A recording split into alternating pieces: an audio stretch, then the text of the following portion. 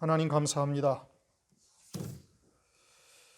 오늘도 히브리서의 말씀으로 하나님의 뜻을 더욱 온전히 깨달아가고 주께서 이 땅에 다시 오실 때에 구원에 이르도록 인도하시는 역사를 감사드립니다. 오직 성령께서 이 시간도 함께 하셔서 진리 가운데로 인도하실 뿐 아니라 보는 눈, 듣는 귀, 깨닫는 마음을 허락하시고 이 말씀에 우리를 부르신 하나님의 뜻이 온전히 이루어질 수 있도록 역사하여 주시옵소서. 감사와 찬양을 드리며 예수 그리스도의 이름으로 기도드립니다. 아멘. 네, 오늘 히브리서 9장 11절부터 28절까지 말씀이에요. 18절이죠. 18절이 돼서 말씀이 꽤 길어요. 혹시 또 오늘 하나님 말씀이 너무 길으니까 한 2시간쯤 설교하겠구나, 그렇게 가지는 않습니다. 오늘 그 16절부터 22절까지 말씀은 첫 언약 때, 15절에 첫 언약 때를 말씀하시죠. 첫 언약 때 어떠했는가, 구약의 율법을 이제 한 번 더 설명하시는 것이기 때문에 그 본문 내용이 좀 길어요.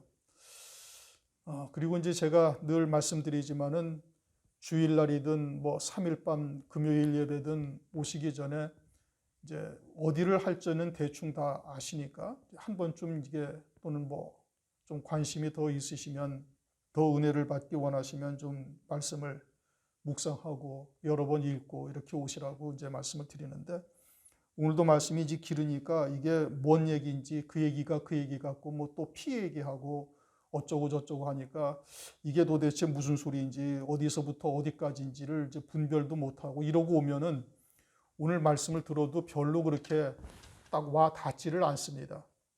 미리 오시기 전에 이제 어제라도 내일이 주일이니까 토요일날 주일날 말씀을 미리 한번 쭉 읽어보고 무언가 이렇게 대충 윤곽은 잡으셔야 되죠. 구체적인 내용이나 어떤 영적인 의미는 다 깨닫지를 못하고 헤아리지는 못한다 할지라도 문자로서 기록된 하나님의 뜻이 무엇인지는 우선 파악을 하고 오셔서 말씀을 들으면 훨씬 유익이 돼요. 이 9장은 지난번에도 말씀드린 것처럼 첫 번째 언약과 새 언약을 비교 설명하고 있는 것이죠. 첫 언약은 구약의 율법이요, 새 언약은 복음과 진리의 말씀이에요.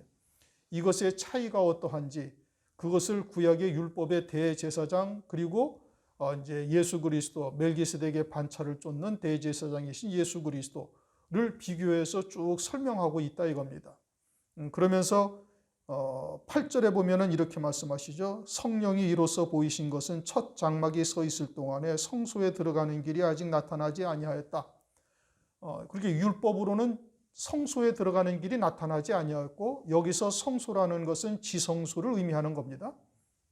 이 지성소에는 못 들어갔어요. 아무도 못 들어가고 대제사장만 1년에 한 번 속죄일날 자신을 위해서 또 이스라엘 백성들을 위해서 속죄제사, 번제제사를 드리고서야 금향로를 들고 이제 휘장 안에 있는 지성소에 들어간 거예요. 그러니까 구약 때에는 그 성소에 들어가는 길이 나타나지를 아니하였다.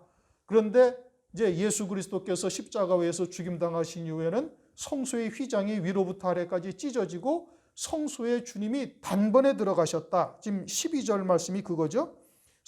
염소와 송아지의 피로 아니하고 오직 자기 피로 영원한 속죄를 이루사 단번에 성소에 들어갔다.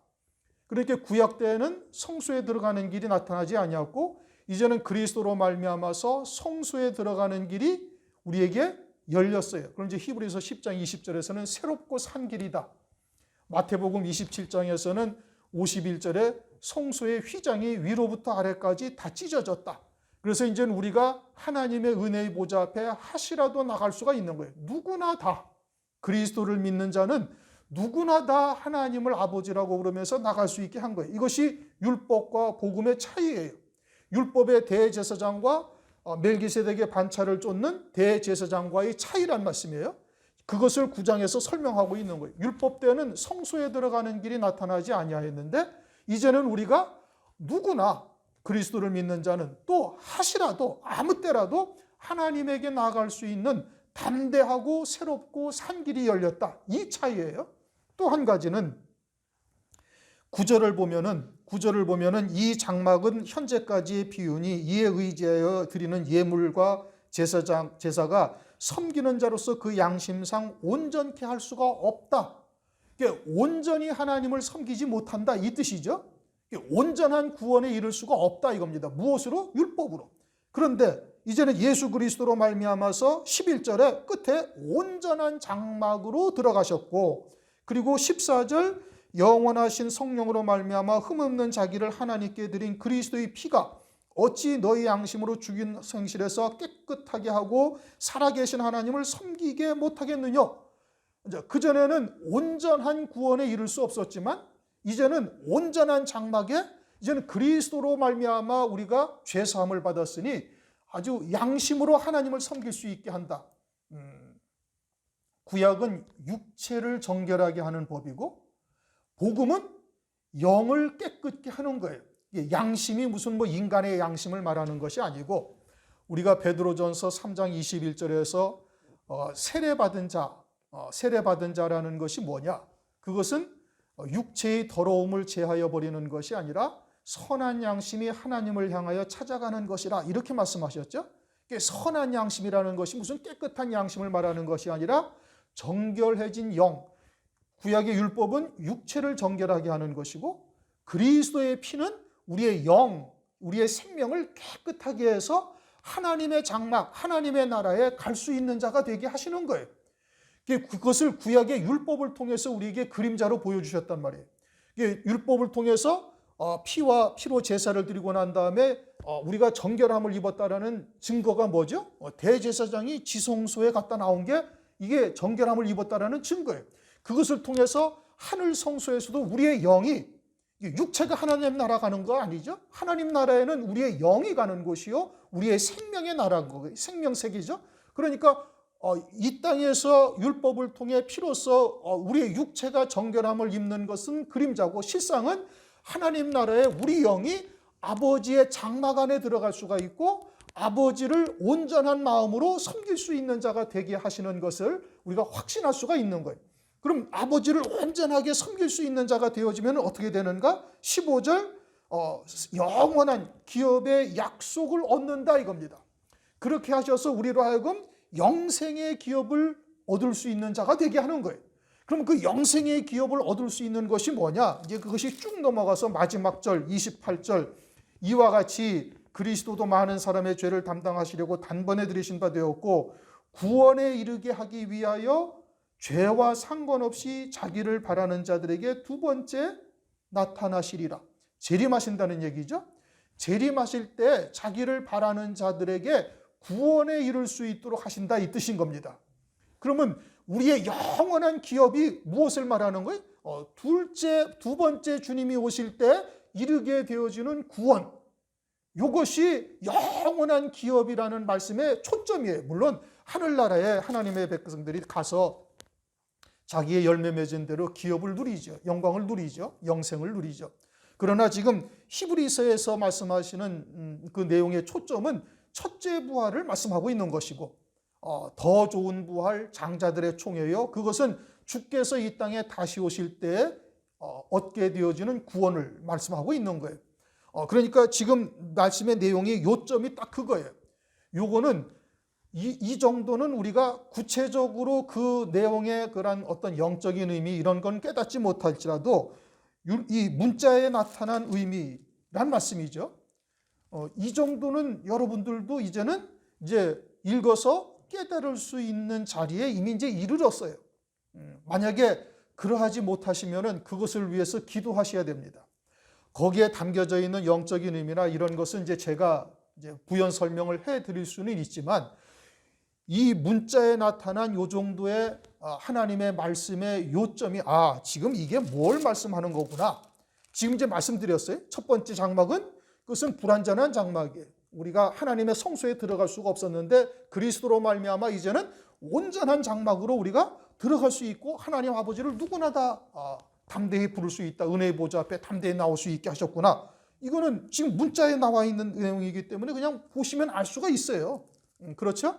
그리고 그 결과가 뭐냐? 하나님의 장막에 거하는 것이고 온전한 구원에 이를 수 있는 것을 말하는 것이고, 그 온전한 구원이 뭐냐? 영원한 기업의 약속인데, 영원한 기업의 약속이 두 번째 나타나실 때에 이르게 되어지는 구원이다. 그건 뭐예요? 첫째 부활이요, 어린 양의 안에 그리스도의 신부가 되는 거예요. 천년왕국에서 왕으로서 그리스도와 함께 다스리는 영광, 이걸 말하고 있는 거예요. 그게 지금 이 줄거리의 이 말씀의 핵심이에요. 이제 말씀드린 것처럼 그거는 그냥 문자적인 의미만 아니고 충분히 우리가 알 수 있는 내용이에요. 제가 이렇게 구체적으로 설명을 드리지 않아도 요 정도는 이제 우리 교회의 영적 수준으로서는 이제 파악을 하고 오셔야 되는 거예요.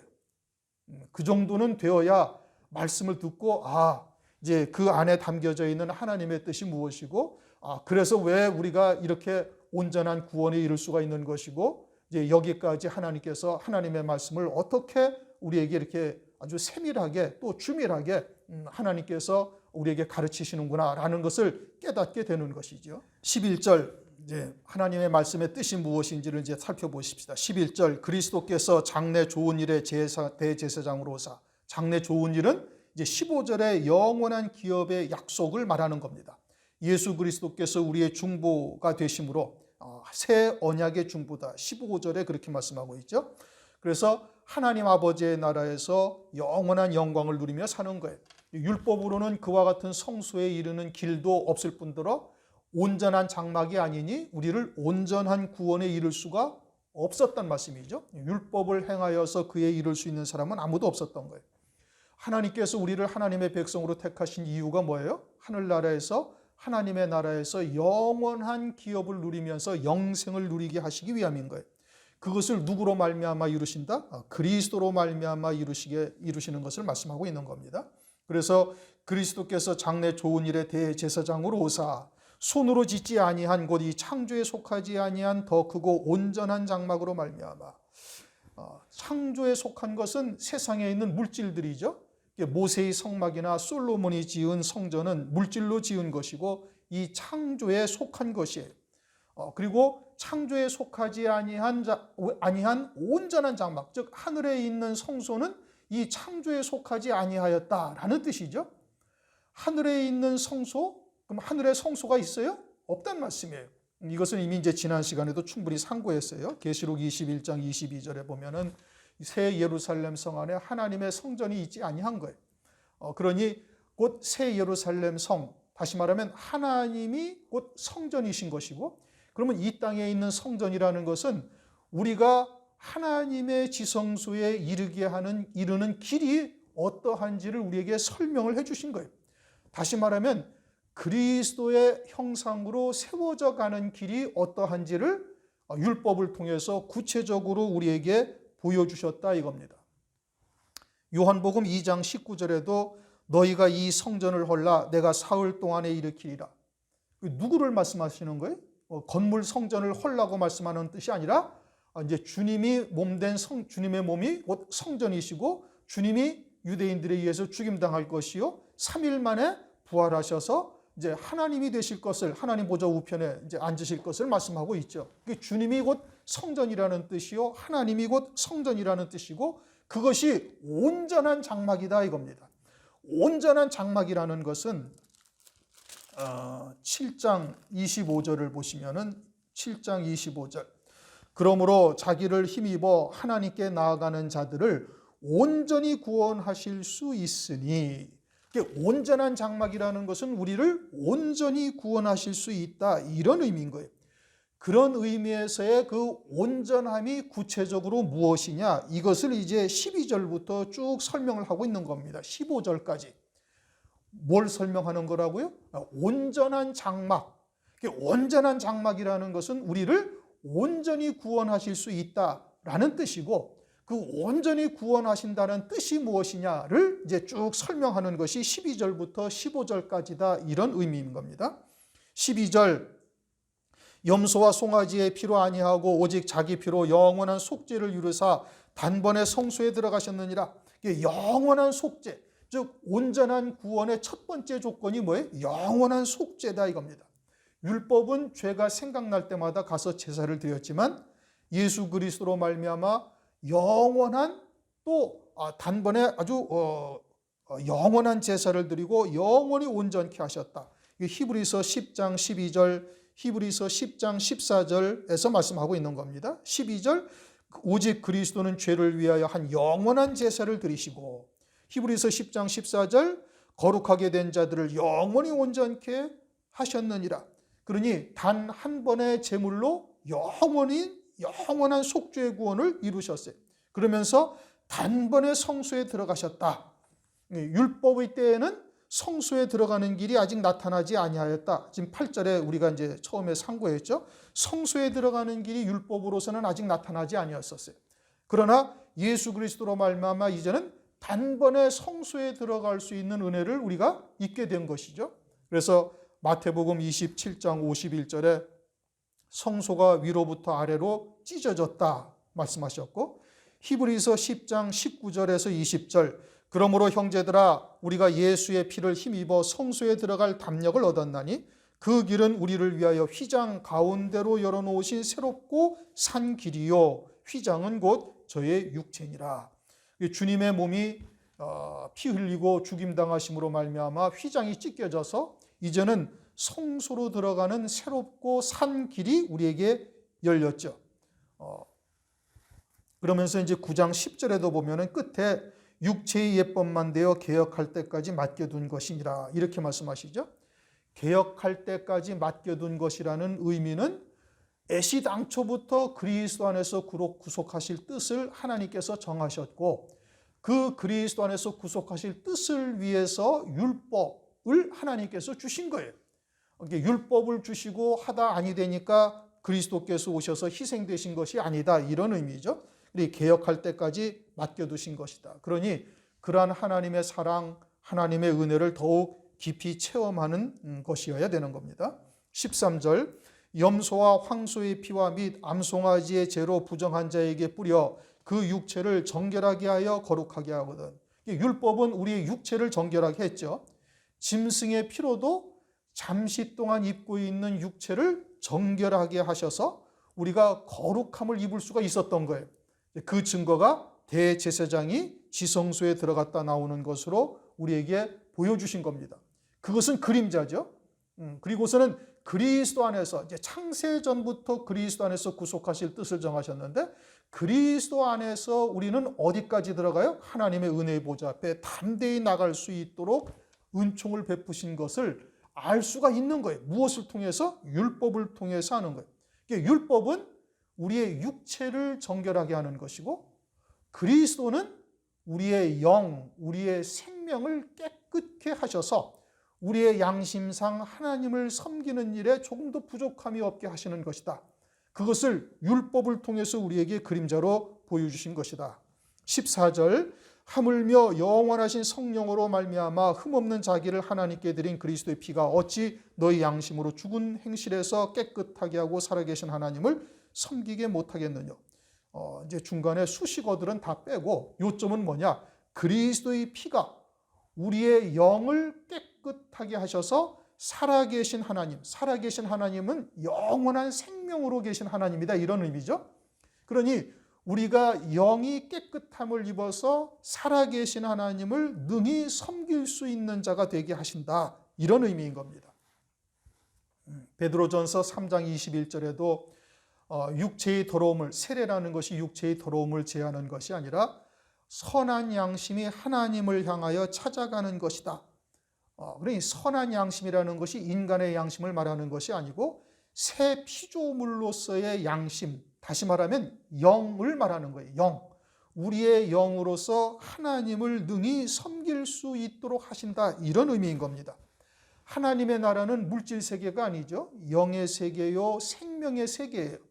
그러니 참 성소에서 우리를 정결하게 하신 것은 우리의 육체의 문제가 아니라 영을 정결하게 하신 것이고, 우리의 생명을 깨끗하게 하셔서 영원히 살아계신 하나님을 넉넉히 섬길 수 있도록 은혜를 우리에게 베풀어 주신다. 그것을 율법을 통해서 이 땅에 있는 성소를 통해서 우리에게 보여주신 겁니다. 15절, 이를 인하여 그는 새 언약의 중보니, 새 언약, 그리스도로 말미암는 새 언약이죠. 새 언약은 이제 하나님 앞에 우리가 온전히 설 수 있는 자가 되는 것이고, 그것은 첫 언약 때 범한 죄를 속하려고 죽으사 율법으로 말미암는 모든 죄를 속하려고 죽으신 거예요. 그것은 출애굽기 32장의 금송아지의 사건 때 첫 번째 돌판이 깨뜨려지면서 이미 계시한 겁니다. 두 번째 돌판으로 하나님께서 이스라엘 백성들에게 주셨죠. 첫 번째 언약은 하나님의 백성들의 패역함으로 파기가 되었고, 이제는 새 언약이 이미 예비되어져 있음을 우리에게 말씀하고 있는 거예요. 계시하고 있는 것이죠. 그래서 첫 번째 언약, 첫 언약 때에 범한 죄를 속하려고 죽으사 부르심을 입은 자로 하여금 영원한 기업의 약속을 얻게 하려 하심이라. 부르심을 입은 자, 그리스도 안에서 구속함을 입은 자로 하여금 영원한 기업의 약속을 얻게 하려 하심이라. 영원한 기업은 하늘에 예비하신 영광이에요. 그것을 위하여서는 먼저 부르심을 입은 자가 되어야 되는 거예요.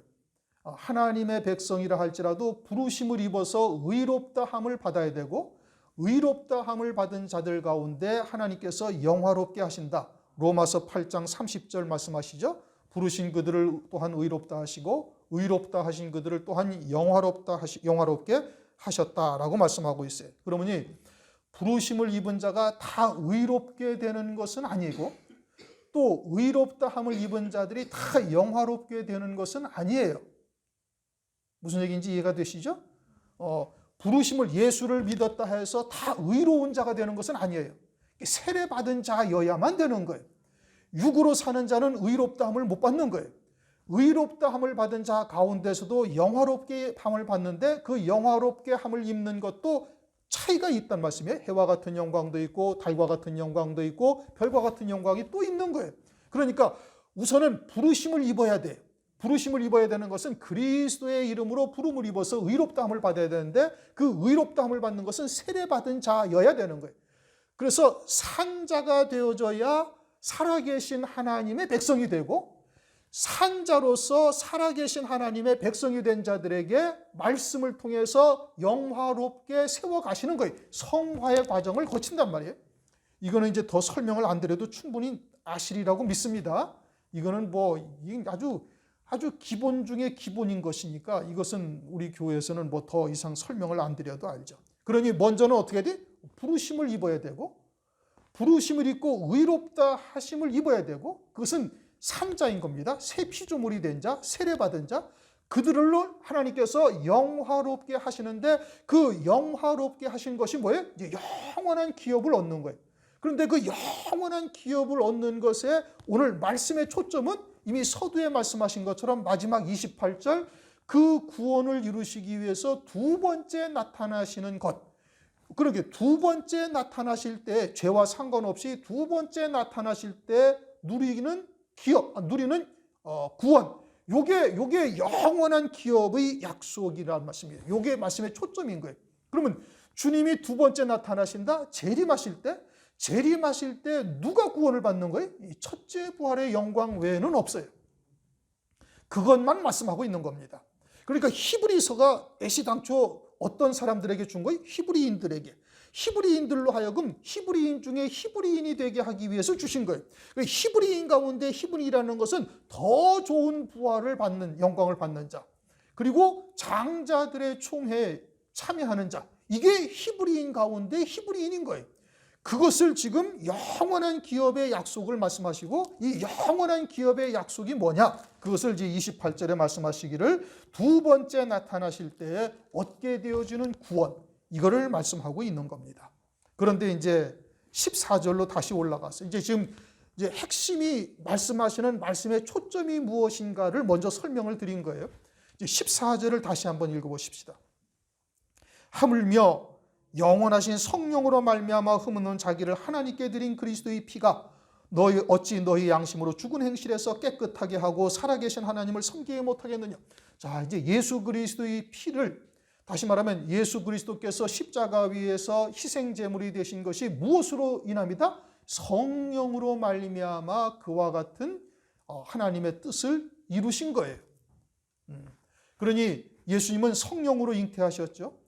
세례 요한에게 세례를 받을 때 성령이 비둘기같이 임하셔서 그 3년 반, 즉 십자가 위에서 죽임당하실 때까지 오직 성령으로만 사셨어요.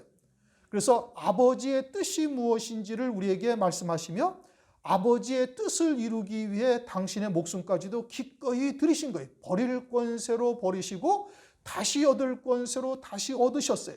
다시 얻으신 게 뭐죠? 하나님 보좌 우편 영광이에요. 그것은 주님이 육신을 입고 이 땅에 오셔서 오직 성령으로만 아버지의 뜻을 이루고 사신 결과 당신의 능력으로 하나님의 아들이라 일컬음을 받게 되셨다. 이것은 로마서에서 이제 우리가 이미 상고한 것이죠. 1장에서 성결의 영으로는 당신의 능력으로 하나님의 아들로 인정받으셨다라고 말씀하고 있는 겁니다.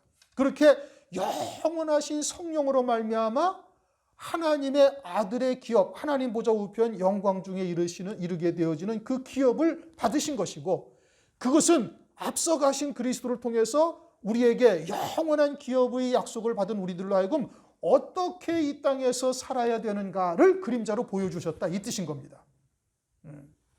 그러니 우리도 성령의 충만함을 입어서 성령께서 인도하시는 진리의 말씀 가운데로 우리가 인도함 받으며 진리 가운데로 인도함 받을 때 그와 같은 하늘의 영원한 기업을 얻을 수 있음을 그림자로 보여주신 것이, 아울러서 그리스도의 피가 어찌 너희 양심으로 죽은 행실에서 깨끗하게 하고, 죽은 행실이라는 것은 그럼 뭐냐? 죽은 행실이라는 것은 우리 그리스도인들이 예수 그리스도를 믿으면은 그리스도의 것이 된 것이죠.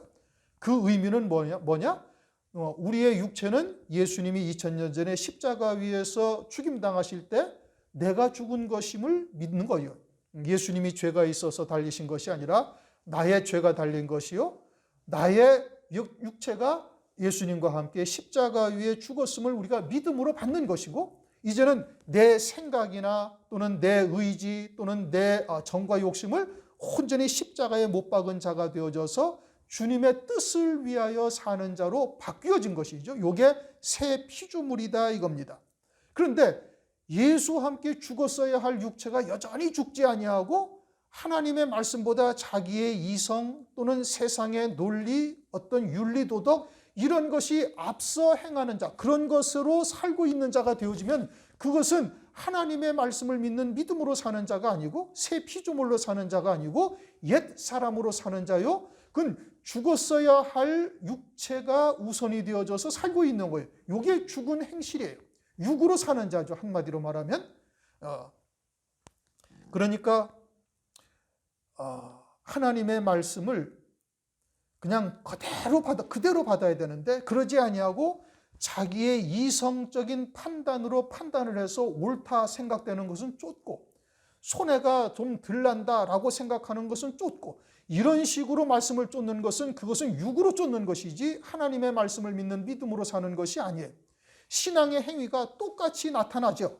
11조도 드리고 감사헌금도 하고 주를 위해서 봉사도 하고 헌신도 하는데, 그것이 자기의 이성이나 어떤 가치관, 윤리, 도덕, 세상의 이치, 논리 이런 것을 쫓아서 순종하고 있다면 그것은 하나님을 쫓는 것이 아니요 말씀을 믿는 믿음으로 사는 것이 아니다 이겁니다. 그건 육체가 주인이 되어져 가지고 신앙생활을 하는 것이고, 그러다 보니까 육체의 이성적인 판단이 앞서서 혼잡한 말, 누룩이 섞인 떡이 훨씬 더 논리적으로 이성적으로 들리는 거예요. 그리고 하나님의 말씀을 어떻게 하면 세상의 문제를 해결하는 말씀으로 하나님의 말씀을 듣고 쫓아가는 자가 되고, 그런 것으로 하나님의 말씀을 바라보는 시각으로 바뀌어지는 거죠. 그렇게 되어지는 환난 날에 음행의 포도주에 취하는 자요 적그리스도를 쫓는 자가 되다가 결국은 멸망하게 되는 겁니다. 성경은 성령을 진리의 성령이다. 요한복음 16장 13절 그렇게 말씀하시요. 그러하나 진리의 성령이 오시면 그가 너희를 모든 진리 가운데로 인도하시리니. 그러니 성령 하나님은 반드시 진리가 무엇인지를 우리에게 깨닫게 하시고 마음에 새기시고 그 말씀을 믿는 믿음으로 사는 자로 우리를 인도해 가시는 겁니다.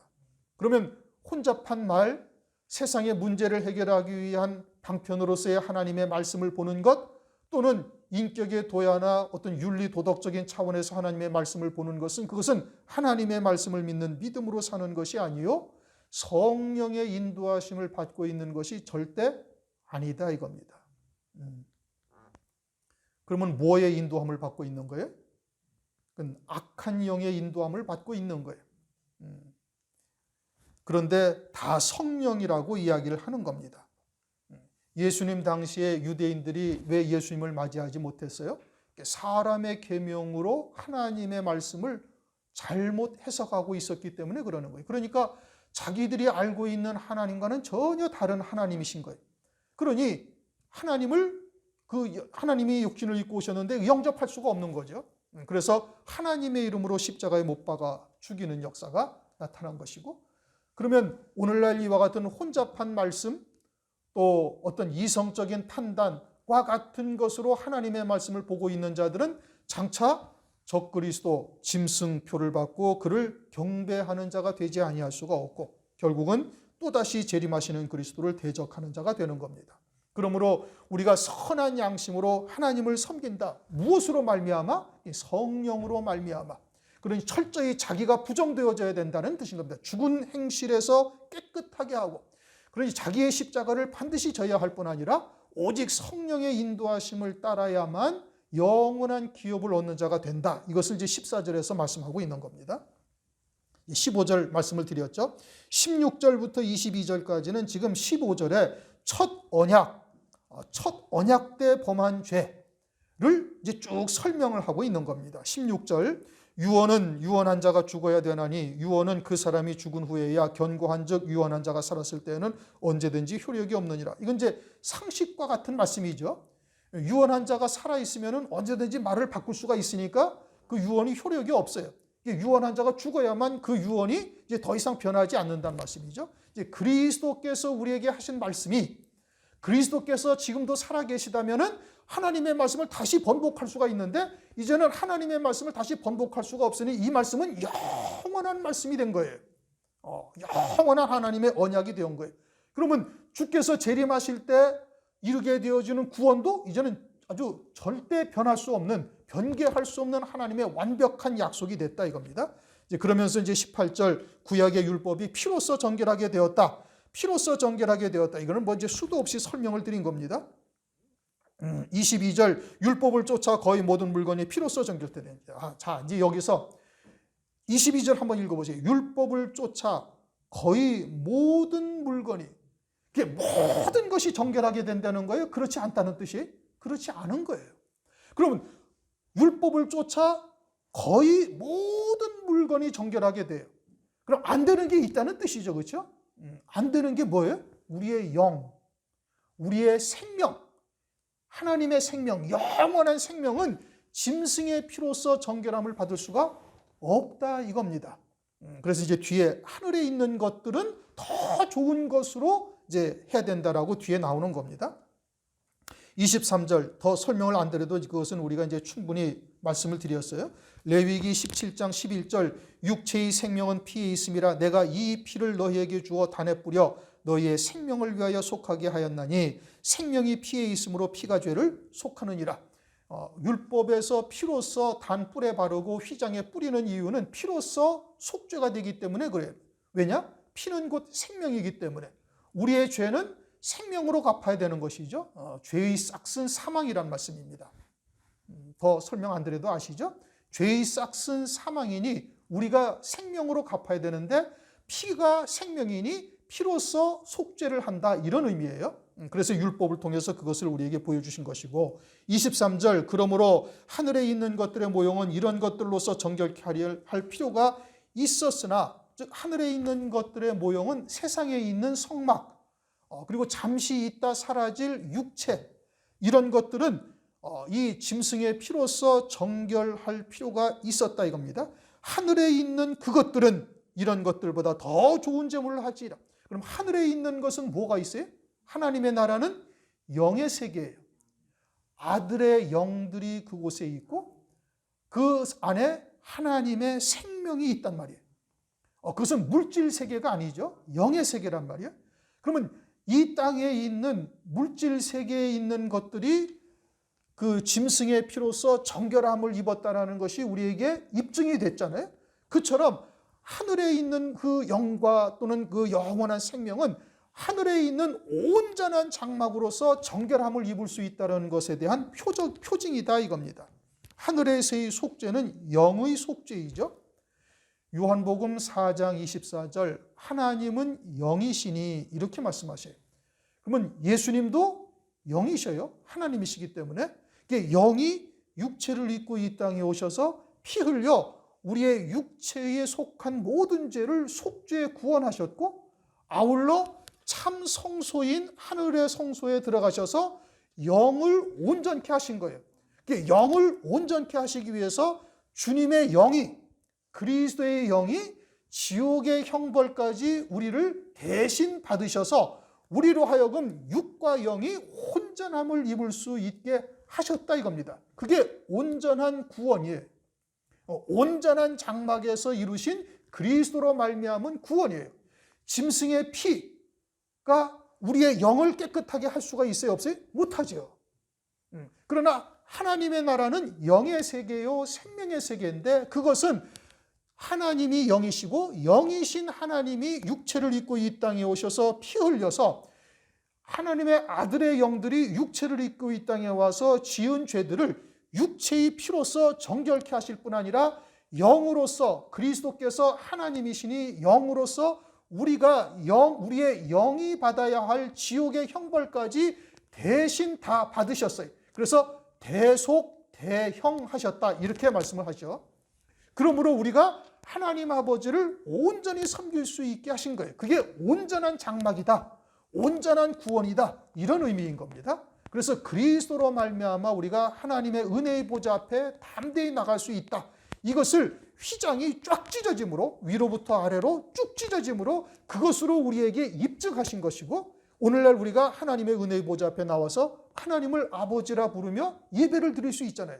그리고 우리에게 하나님께서 말씀을 통해서 하늘에서 이루시는 구원의 세계를 깨닫게 하신단 말이에요. 이것은 사람의 이성이나 사람의 지혜로 할 수 있는 일이 절대 아닌 거예요. 제가 여러분들을 세뇌시켜서 세워가는 것 아니란 말씀이에요. 그렇죠? 여러분들이 각자가 성령께서 내주하고 계시니 하나님의 말씀을 통해서 참이 무엇인지를 스스로 성령께서 내게 가르치시는 거예요. 그러니까 목사에게 임하신 성령이 먼저 하나님의 뜻이 무엇인지를 말씀을 통해서 깨닫게 하시고 가르치셔서 성령으로 증거하게 하실 때 여러분들이 성령께서 내주하시는 성령께서 그 말씀을 듣고 하나님의 말씀이 그러하다라는 것을 깨닫고 믿는다는 말씀이에요. 이거는 이성으로 받아들일 수 있는 일이 절대 아니잖아요. 어떤 과학적으로 입증할 수 있는 것도 아니란 말씀이에요. 그런데 그것을 믿고 우리의 조상들은 자기의 목숨까지 재산이나 이런 것은 말할 것도 없고 자기의 목숨까지 그것을 위해서 버려버리는 거예요. 어떻게 그럴 수가 있어요? 육체를 입은 사람이 어떻게 합리적인 사고밖에 또는 이성적인 판단 또는 과학적인 것으로 입증되는 것만 믿을 수밖에 없는 자들로 세상 교육을 받고 성인이 되었는데 그런 자들이 어떻게 그것을 받아들일 수가 있느냐고요. 그것은 성령으로만 이루어지는 역사예요. 여러분들이 어떻게 예수께서 나의 죄를 위하여 십자가에 죽으신 것을 어떻게 믿어요?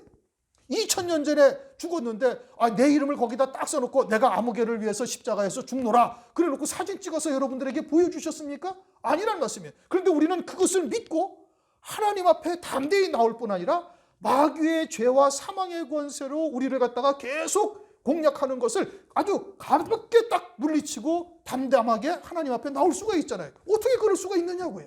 죄는 여전히 그냥 있는데 어떻게 그럴 수가 있어요? 그건 하나님의 은혜로만 가능한 거예요.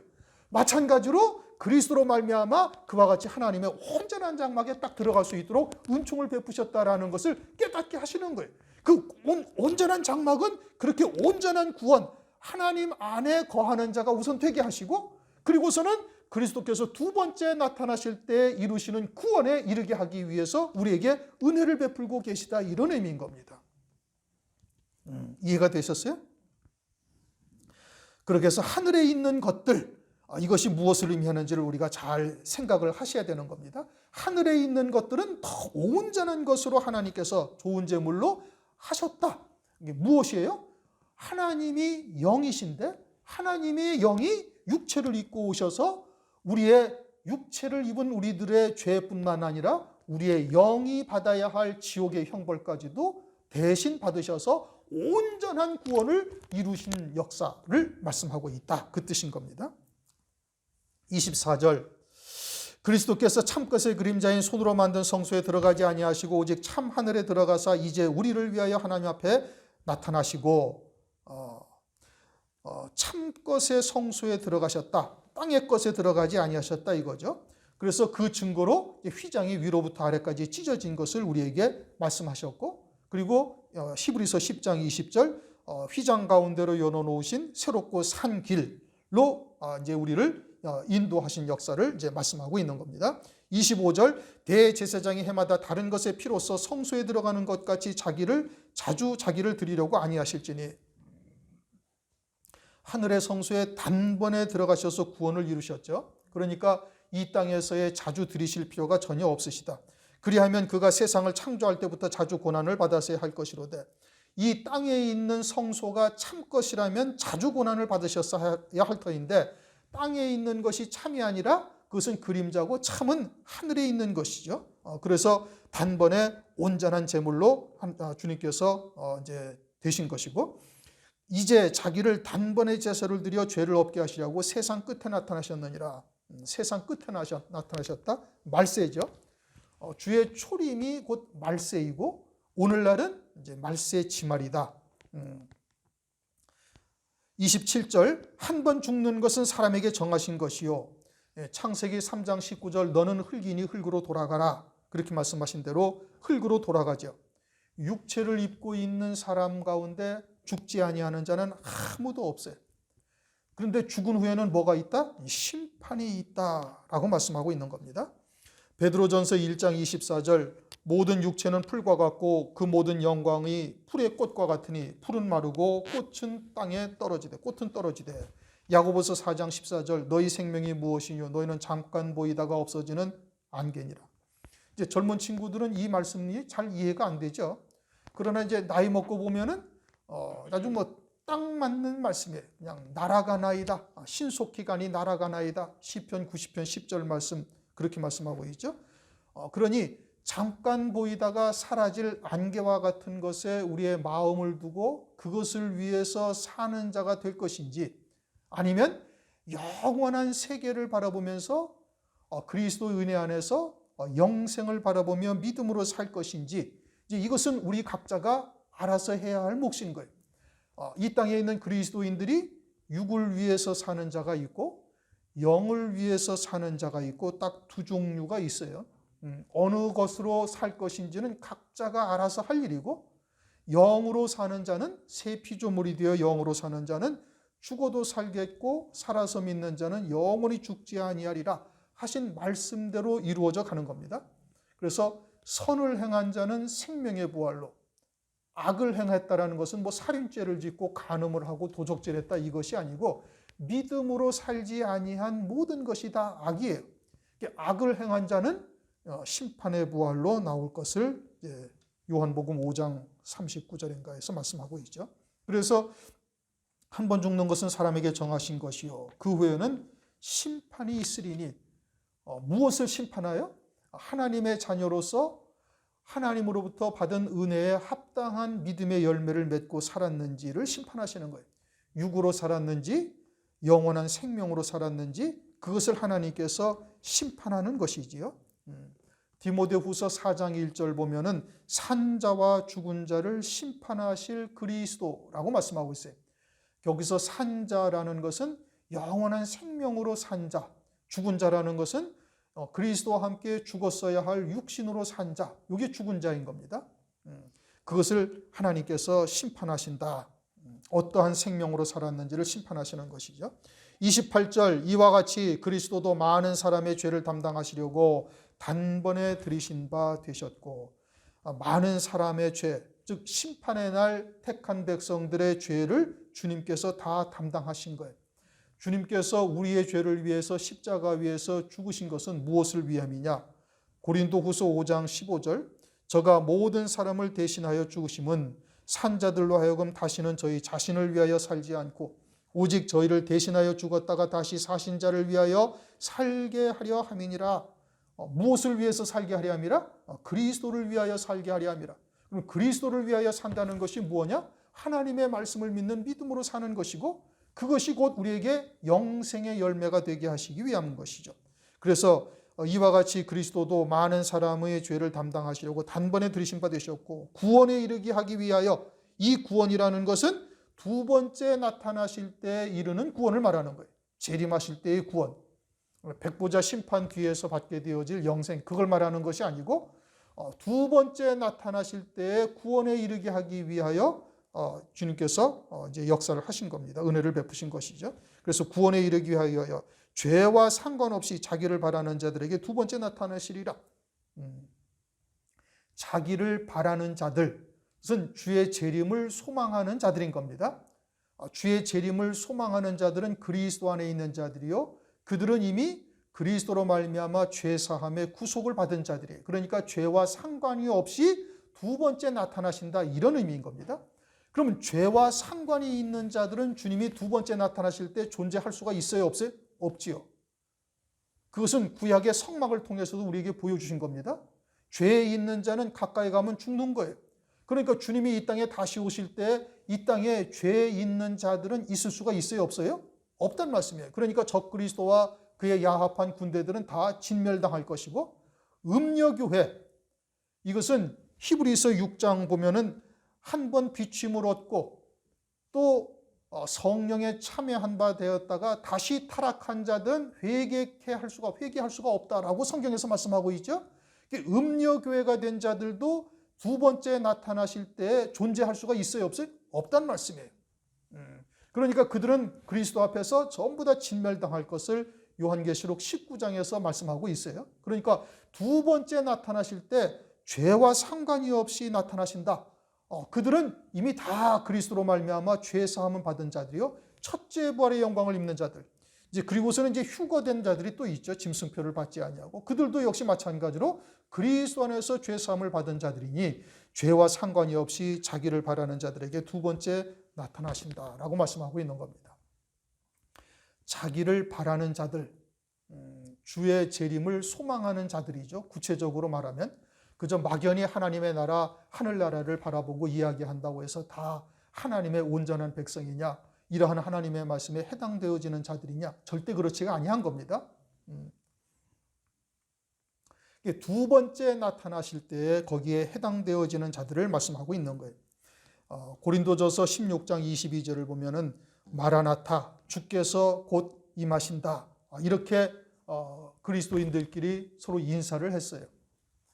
그것도 2000년 전에 초대교회의 성도들이 주께서 곧 임하실 것이다 라고 서로 위로하며 그러한 하나님의 말씀으로 서로 격려를 받고 그것으로 힘을 얻어서 신앙생활을 한 거예요. 세상과 자기의 정과 욕심을 십자가에 못 박으며 그렇게 살아간 것이죠. 그런데 오늘날 말세지말이라고 이야기는 다 하지만 그와 같은 신앙의 모습을 가지고 신앙생활하는 사람들은 그렇게 많지가 아니한 겁니다.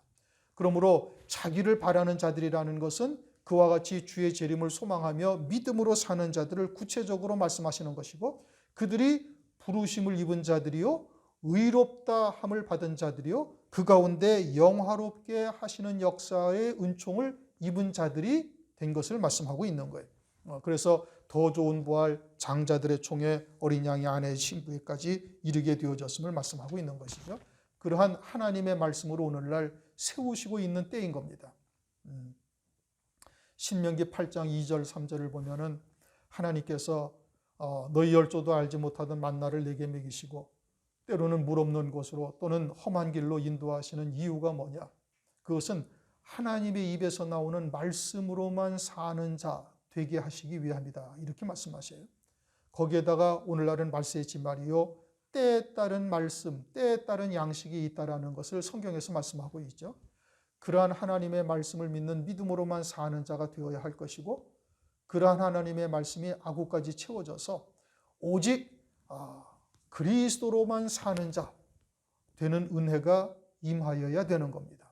그래야 이 두 번째 나타나실 때에 이르게 되어지는 구원을 받을 수 있는 자가 되는 것입니다. 오늘 히브리서 9장 11절부터 28절까지 내용, 말씀은 좀 긴데 이제 요점은 이미 처음부터 말씀을 드렸어요. 무엇을 말씀하시는지, 핵심이 무엇인지를 우리가 반드시 잘 깨닫고, 그리고 이제 그와 같은 하나님의 은혜에 우리가 합당한 자리, 영원한 기업의 약속을 얻는 자 다 되시기를 주님의 이름으로 축원합니다. 기도하시겠습니다. 하나님 아버지 감사합니다. 오늘도 히브리서 9장 말씀을 통해서 이 말씀에 우리를 부르신 하나님의 뜻이 무엇인지 다시 한번 확인하며 또 신앙의 결단을 할 수 있도록 은총을 베풀어 주심을 감사를 드립니다. 더 크고 온전한 장막, 하늘에 있는 것들을 그리스도의 피로 정결케 하시고 온전한 장막으로 우리를 인도하셔서 그와 같은 영원한 기업의 약속을 받을 자로 세워져가는 은혜를 깨닫게 하시니 감사를 드립니다. 이것이 주께서 두 번째 나타나실 때 이루실 구원을 얻을 자들인 것을 깨닫게 하시고 그와 같은 소망 가운데 믿음으로 정과 욕심을 철저히 십자가에 못 박을 뿐 아니라 오직 성령께서 진리 가운데로 인도하시는 역사로 하나님의 말씀을 믿는 믿음으로만 사는 자 되도록 은혜를 베풀어 주옵소서. 때에 따른 양식으로 우리에게 아구까지 채우셔서 이제는 내가 사는 것이 아니라 내 안에 계신 그리스도로 사는 삶이 되도록 역사하여 주옵소서. 예수 그리스도 이름으로 감사하며 기도드리옵나이다. 아멘.